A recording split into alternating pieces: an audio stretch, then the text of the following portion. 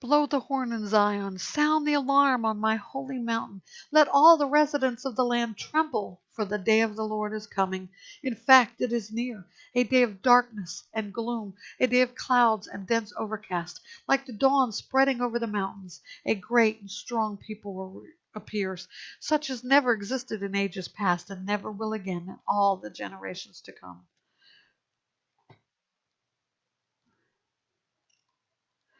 A fire destroys in front of them, and behind them a flame devours. The land in front of them is like the Garden of Eden, but behind them is like a desert wasteland. There is no escape from them. Their appearance is like that of horses, and they gallop like war horses. They bound on the tops of the mountains. Their sound is like the sound of chariots, like the sound of fiery flames consuming stubble, like a mighty army deployed for war. Nations writhe in horror before them. All faces turn pale.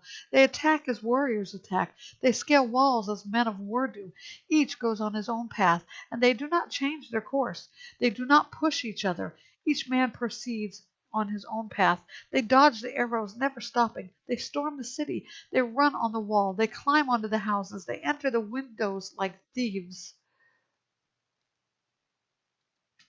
The earth quakes before them, and the sky shakes. The sun and moon grow dark, and the stars cease their shining. The Lord raises his voice in the presence of his army. His camp is very large. Those who carry out his command are powerful. Indeed, the day of the Lord is terrible and dreadful. Who can endure it?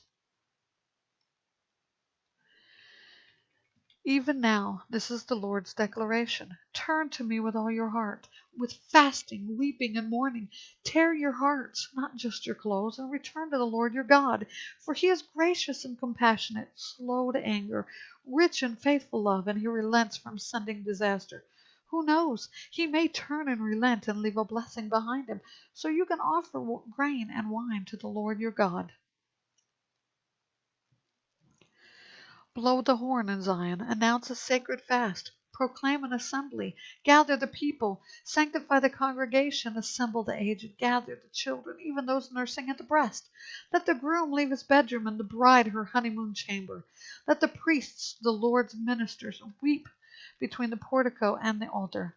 Let them say, have pity on your people, Lord, and do not make your inheritance a disgrace, an object of scorn among the nations. Why should it be said among the peoples, where is their God?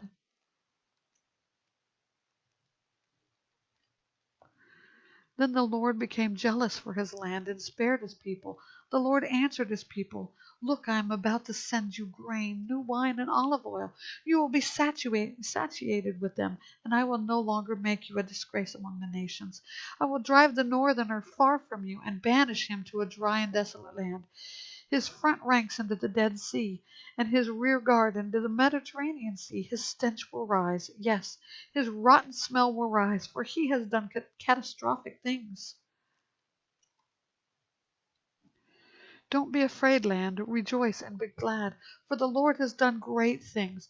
Don't be afraid, wild animals, for the wilderness pastures have turned green.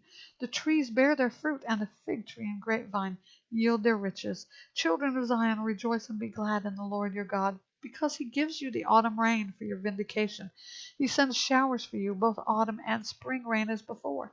The threshing floors will be full of grain, and the vats will overflow with new wine and olive oil. I will repay you for the years that the swarming locust ate, the young locust, the destroying locust, and the devouring locust, my great army that I sent against you.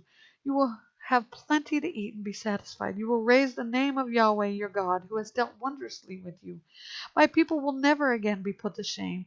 You will know that I am present in Israel, and that I am Yahweh your God. There is no other. My people will never again be put to shame.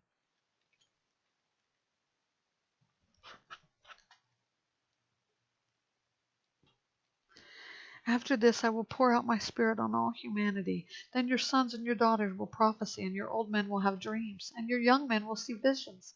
I will even pour out my Spirit on the male and female slaves in those days. I will display wonders in the heavens and on earth.